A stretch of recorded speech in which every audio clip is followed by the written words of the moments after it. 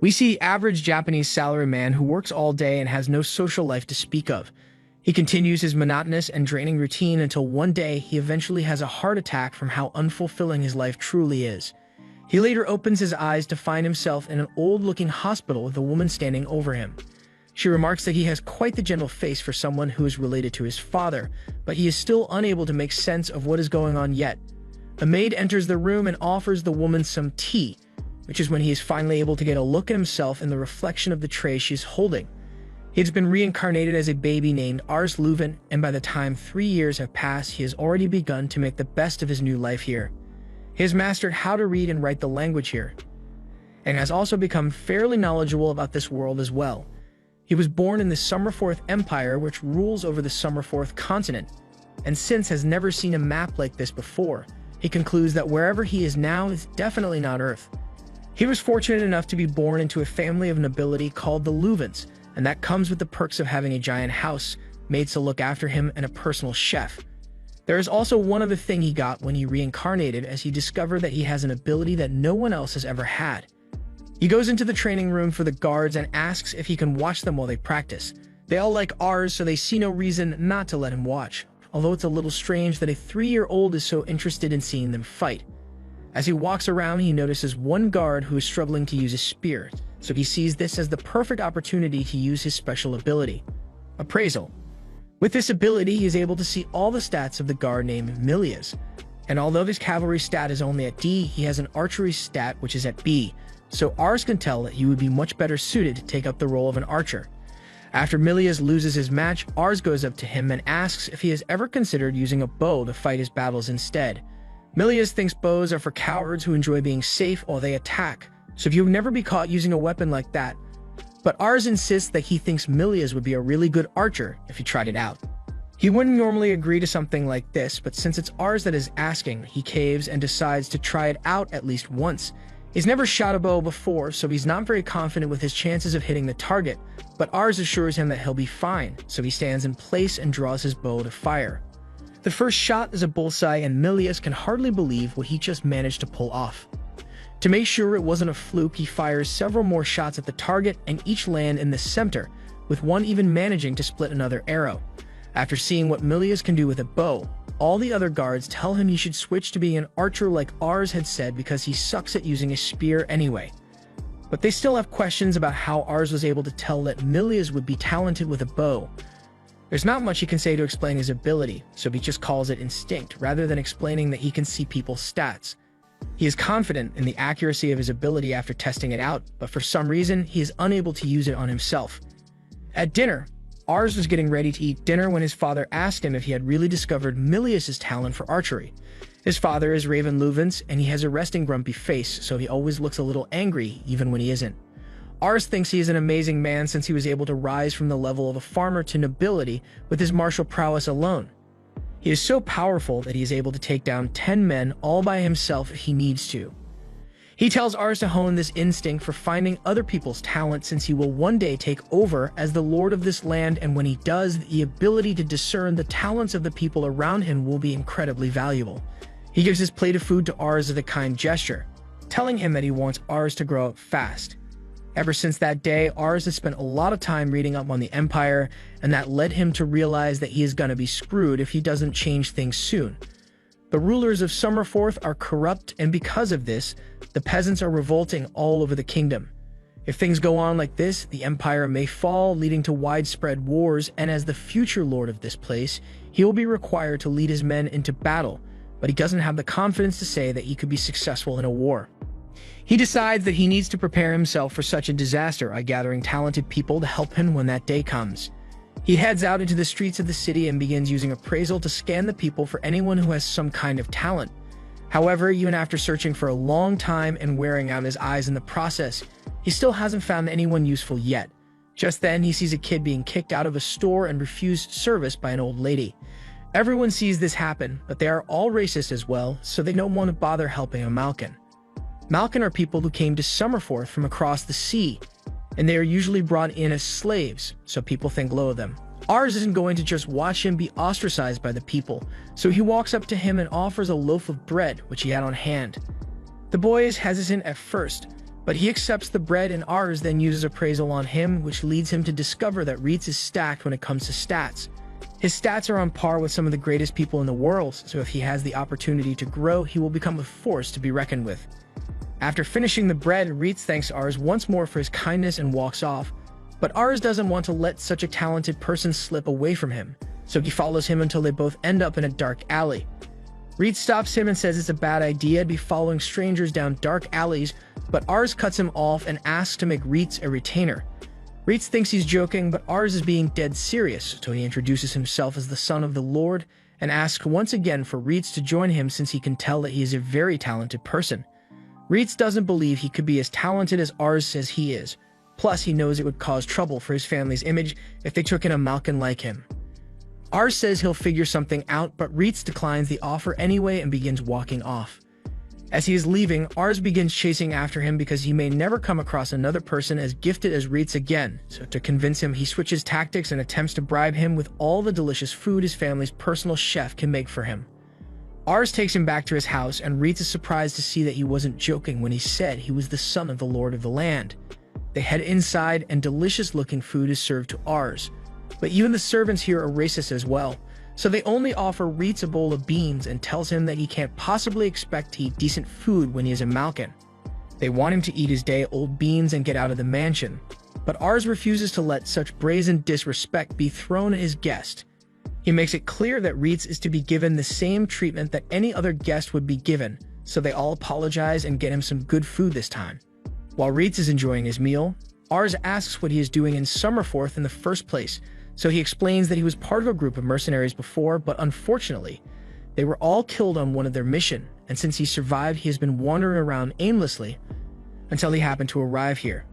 That's a touching story, but the butler doesn't care in the slightest and urges Ars to make the filthy Malkin boy leave.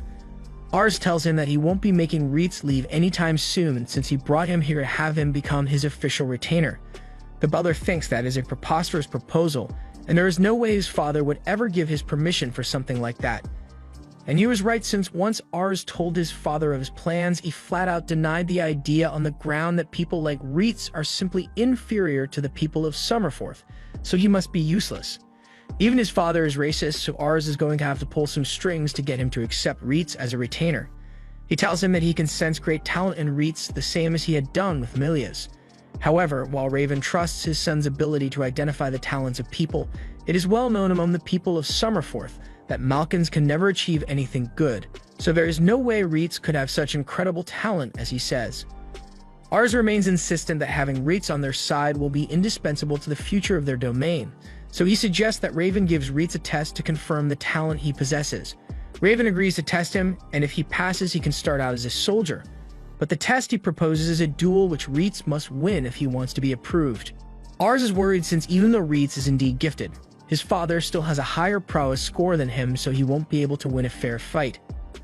Fortunately, Raven is still a decent man, so he's not going to have a serious fight against a 14-year-old.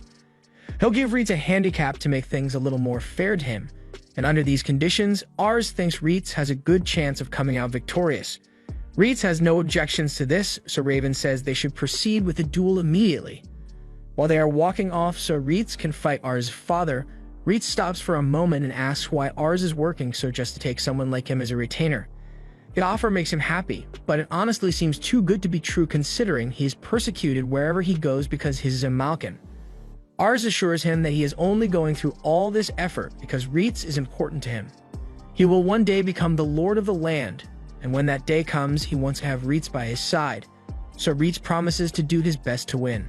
They arrive at the practice grounds and everyone is confused about what's going on here. Raven asks for practice swords and an hourglass to be brought to them, and once the equipment is ready, he explains that all Reitz needs to do is land a single blow on him within the time limit to be declared the victor of the match. Ars thinks this might work out in his favor if those are the requirements, since even if Raven is the best swordsman in the land, Reitz's skill should be enough for him to at least land one blow on him. The duel begins so Raven charges at Reitz with full force, and although Reitz managed to dodge, he can tell that even with just a practice sword, if that strike has landed, it would be cleaning the pieces of his body from the floor. Raven is stronger than him, but Reitz is still able to hold his ground against him in the fight. The other soldiers are impressed that he is able to keep up with Raven at all since none of them have managed to do so, and that was when he was going easy on them. But right now, Raven is going after Reitz without holding back. At that moment, Reitz gets hit with a strike to the shoulder which sends him bouncing off the floor. He gets back up and looks over to Ars, who is rooting for him, so he regains his motivation to continue the fight and charges in with a new strategy. He ducks under Raven's first strike, and once behind him, he uses the glare of the sun as cover to block Raven's vision and land a strike. Raven still manages to block the strike, but once Reitz steps back to create distance, he announces that this duel is over. Reitz looks back to make sure he hadn't run out of time, but the hourglass still had some sand left in it, meaning Reitz has successfully landed a hit on Raven, even if it was just a light stroke. Everyone is shocked by the feat Reitz has just accomplished, and Raven congratulates him on his victory. He admits that Ars was right when he said that Reitz had an amazing talent, and after seeing it for himself, he is sure he may become a top-class swordsman in the future. Ars also has a bright future ahead of him if he was able to find such talent so easily. He had been worried about how Ars would handle the chaos in the world right now when the time came, but it looks like he has nothing to fear. Ars may even manage to become the new emperor of the land, but that's a little ambitious for the lord of such a small village. Reitz has also become quite popular among the soldiers, now that they have seen what he can do, and a little while later, Ars goes to see if Reitz has adjusted to his new life here. He is dressed in his new uniform as he has decided to take on servant duties as well, since he wishes to help out as much as possible. He also expresses his immense gratitude to Ars for saving him from a life on the streets, and to repay that debt, he will stand by his side from now on. After a few months of Reitz being a part of the household, and he has been adapting to it quite nicely. For the most part, he has been staying by Ars' side, rather than partaking in battles. And with all the tutoring he has had, he has become one of the most knowledgeable people in the whole house, so both the people of the town and the house have come to accept him as one of them. This is further emphasized when Ars hears a couple of maids talking about how handsome and hardworking Reitz is. Reitz soon approaches Ars because they have a scheduled lesson together, so Ars happily puts down his book and joins him as Reitz goes on to explain the history of the Summerforth Empire. It was once composed of 7 individual nations, but of those nations, Ansel took advantage of its strategic position to conduct trade operations with all the other kingdoms. Eventually, Ansel invaded and conquered the neighboring kingdom, having the entire continent under the control of Ansel's king, Anathus Bidoras. The continent was later renamed the Summerforth Empire, and all this happened 200 years ago, but now the Summerforth Empire is in dire straits. The acting king, Bidoras VIII, is only 8 years old, so all the power is actually held by his retainers, who are more concerned with gathering wealth and power for themselves than with the longevity of the empire. With the current power system, people have begun to lose faith in the empire, and revolts have been popping up left and right as a result. For these reasons, several provinces made the decision to ditch the whole loyalty to the crown thing and instead focus on keeping themselves afloat. Right now, they are just a minor problem, but Ars' father is already being dispatched to deal with them. So one day they may be a serious threat, and Ars needs to be prepared for that. He asks Reitz if he has any idea where Ground Zero would be if a major revolt were to happen. So he points to the Mission province as a likely spot. Their ruler is currently old and in poor health, so once he's out of the picture, all hell is going to break loose. He has 2 sons who could take his place, and normally it would be the oldest, but the youngest is actually better suited for it than him. This will most certainly lead to a war, since both brothers want to inherit the position, and Ars wants to know who Raven would choose to follow if that ends up happening. From what Reitz knows, Raven believes it is the older brother's right to succeed their father. Ars is worried, since if his father ends up on the losing side of the conflict, then things could end up going really badly. Although while Ars is nervous, Reitz sees this as a good opportunity to rise up in the world for Raven. After all, a good showing in a major conflict will be a great addition to his accomplishments, so Reitz suggests they try to prepare for the occasion in order to make the outcome more certain. To do that, they are going to need to find more talented people, so Ars and Reitz prepare to head into town. As they leave, they spot Raven, who has been training far more frequently in preparation for the looming war. Once he notices his son, Raven asks if he plans to head into town today, and Ars confirms it, adding that he wants to look for some more exceptionally talented people.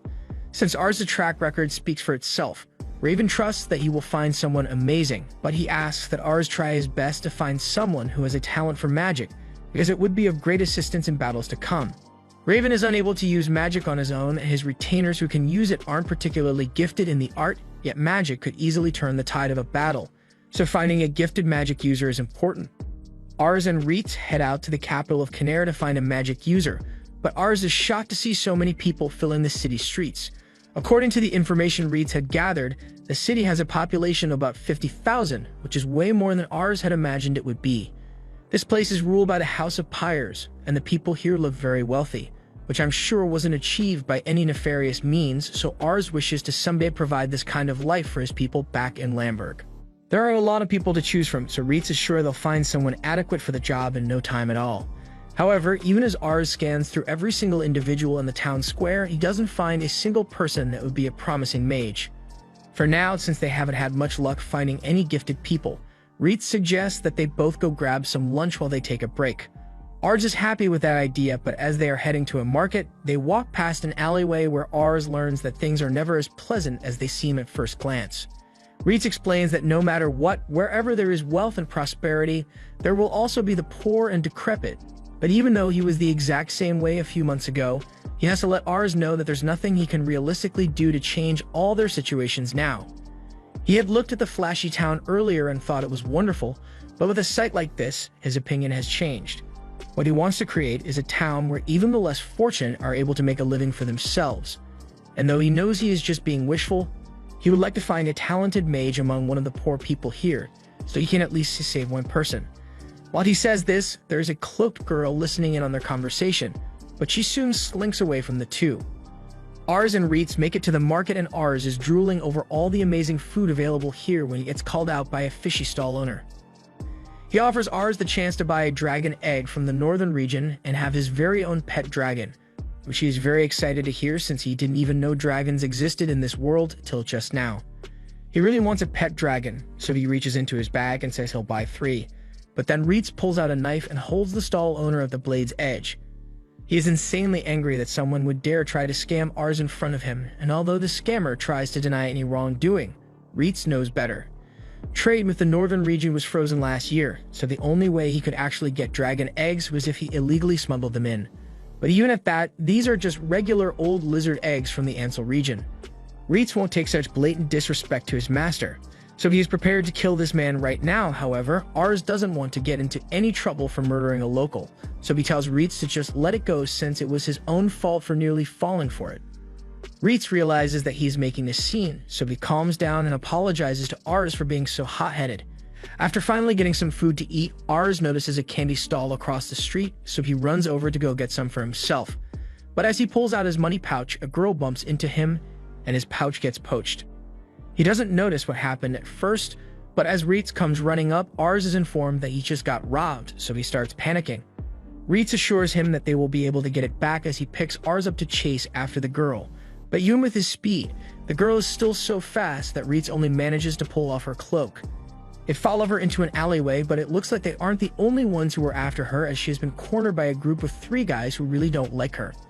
The girl gets punched to the floor, and even though she just stole from him, Ars can't bear to see someone get treated so badly. The man doesn't like being told what to do by a kid, so he's about to give Ars the same punch. But Reitz obliviously isn't going to let him get away with it. He warns the man to not continue with his attack, but the man doesn't surrender, so he gets a 1 piece to the gut before being thrown like a bag of dirt. His 2 friends try to jump in and avenge their buddy, but they both get manhandled by Reitz as well, eventually deciding to just take the L and leave. Now that they are gone, Ars asks if the girl is alright, but then he gets a good look at her, and she's fucking amazing. She has S-rank potential as a mage, which is exactly what Ars was looking for. So while Reitz walks up to her to demand Ars' money pouch back, Ars asks her if she would like to become one of his retainers. This shocks both the girl and Reitz since they can't believe he would hire someone who just stole from him, but Ars is serious about it since he can see her immense aptitude for magic. The girl answers coldly, saying she would rather die than serve a child like Ars, and when asked why she gave such a strong refusal, she says that there are just some things she can't stand. And Ars is one of them. Besides, she says she has never used magic before, so there's no way she could be as adept as Ars is claiming. Ars tries to convince her by saying he can tell that she would be great at magic. She looks broke and smelly, so the offer of a job and a home should be really appealing to her. However, she gets offended and thinks Ars is looking down on her since he has been living the easy life since the day he was born. She has no interest in becoming the pawn of some noble who is only interested in protecting their lifestyle, but Ars says he is not like that. He wants to create a world where people like her can have stable lifestyles and earn a decent income without having to steal.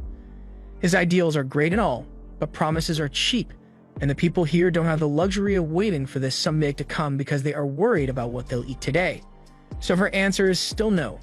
Reitz can't make her change her mind, but he hasn't forgotten about the money pouch she stole, so he demands that she return it once more, which she does without putting up a fight. Ars still hasn't given up, so he tries to keep the conversation going by asking who those guys that were after her are.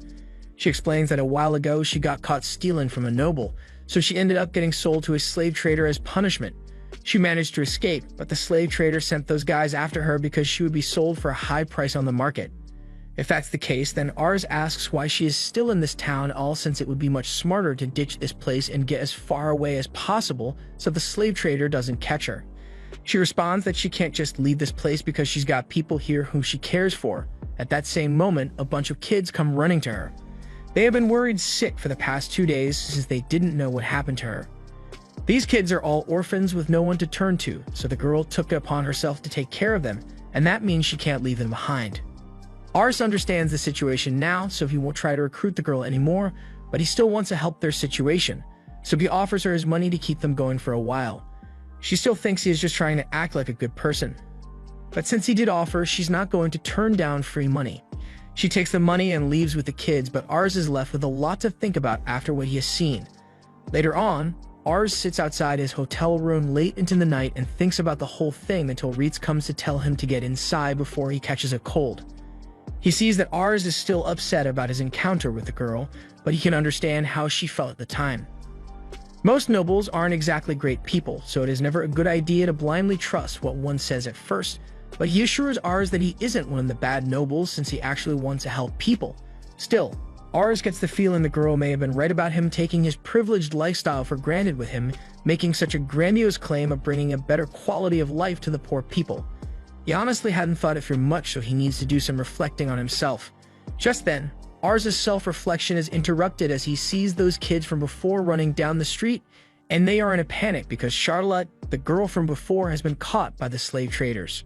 Charlotte has just been dragged back to the slave trader's office by his lackeys, and the goons who were forced to chase after her take their frustrations out by giving her an extra beating for making them work so hard. Even while she's getting kicked over and over, Charlotte doesn't cry or fight back because she has more or less accepted her fate. The slave trader tells the goons to lay off beating her because he's got a buyer willing to pay big bucks for her, and the dude's a real pervert, so he wants Charlotte's face in good condition. Since the boss ordered it, they agree to leave her alone, but then they notice the sack of money she has with her and pick it up as a bonus for themselves. However, while she doesn't care about herself, that money is where she draws the line. She gets up and tries to run away after grabbing the bag, but she is immediately slammed back to the ground. The slave trader tries to convince her to give up on running away since even if she did manage to escape, she would just end up going back to the life of misery on the streets, so she should just accept that she has lost and become some random guy's slave. Just when all hope seemed lost, a loud crash is heard as Reitz bursts through the front door with his gloves ready to pound some faces in. The goons recognize him as the same guy from earlier, but they seem to have forgotten how badly they were beaten. So Reitz gives them a quick reminder by knocking them out again. The slave trader tells the last guy not to attack because he can't win, so instead, he starts questioning why Ars would suddenly bust down the doors to another man's house for no reason.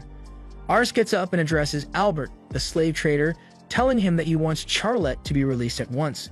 By this point, Albert has realized that Ars is probably a noble, so he calms down a bit since nobles are the primary buyers for his slaves, but Ars is a little different from the normal selfish noble. Charlotte tries to stop Ars and tells him to stay out of this since he has no reason to put himself in danger for her sake, but he doesn't need a reason to do the right thing. Since he met her, he had been wondering why she always had that blank look on her face, and now he knows why. It's because her ambition stat is stuck at a 1. Albert has no idea what Ars is talking about, so Ars explains that ambition is what drives a person to keep improving themselves and aim for greater heights, and with hers being stuck at only 1, she's totally given up on all aspirations for the future. Albert laughs, saying it's obvious she would give up on her future since she's only a slave now, but Ars doesn't see what's so funny about it and gets angry over it. As Charlotte watches Ars get angry for her sake, she is sent into a flashback of the moment when she first lost hope for her life. It was the moment she realized that no matter how hard she tried, she would never amount to anything even close to what she saw other people have, so from then on, she decided to focus on surviving first and nothing else so she doesn't have to face the injustice of the world. Albert has had enough of entertaining Ars's self-righteous speech, so even if he is the son of a noble, he's a noble. He is going to have to make him disappear. Charlotte sees what's about to go down, so she pleads with Ars to get out of here before something bad happens to him because of her, but Ars assures her that he isn't the one in danger here. He calls over to Ritz and tells him it is okay to lose his temper for now and murder is on the table, so as one of the goons approaches him, he palms the guy's neck and has the guy's feet dangling in the air before he slams him into the ground. Even after what they just witnessed, the rest of the goons still think they can handle him in a fight, so they try to surround Ritz to take him down, but none of them are able to last more than 5 seconds. By the time he is done with pummeling, there are 3 dead and several injured scattered across the room, so Albert is left with no other choice but to call in his big guns. He yells for someone to get down here, and this huge guy starts coming down the stairs while complaining that they are interrupting his booze time. Charlotte is getting nervous because the guy is absolutely huge, and Albert's confidence is restored because his secret weapon is here to save him.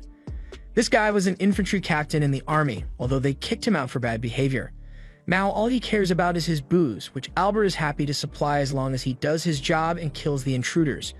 Just to be safe, Ars uses his ability to check if this guy is actually a threat, and after analyzing him, he assures Charlotte that there is nothing to worry about since Ritz can definitely handle this guy. The big guy is still confident in his capabilities since he is only up against a little kid, but Ritz is no ordinary kid, as the guy will soon find out. He takes his swing, but he connects with nothing but air as Ritz leaped into the air to dodge. And while hanging from the chandelier, he jumps down while stomping down on the big guy's neck. After the guy gets back up, Ritz gives him a nasty uppercut to take him out of the picture entirely, and Charlotte is left wondering who Ars and Ritz really are. Albert is visibly shaken by the turn of events, but he still insists that Ars and Ritz have no right to do this to him since the foreman of the Canary district made slave trading legal. Ars is aware of that, which is why he came here with the intention of paying for Charlotte's freedom. And while Albert is probably thinking that information would have been useful before they started fighting, he can't just sell Charlotte to Ars because he already has a buyer for her. Ritz steps up and tells Albert that he's only got 2 choices here: the easy way or the hard way, but either way, Ritz is still fully capable of just taking Charlotte and leaving since they can't stop him, so it would be in his best interest to accept the money and spin a story that someone came and offered a better price. Alternatively, he could refuse and have his reputation ruined because he openly got robbed of a slave, but the choice is up to him.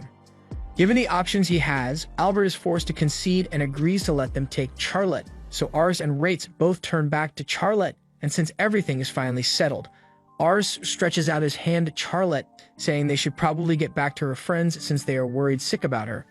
Charlotte doesn't say a word to him, but her opinion of Ars has changed a lot in the past few minutes. As they are leaving, Charlotte stops for a moment and says there is a place she wants to visit before they return.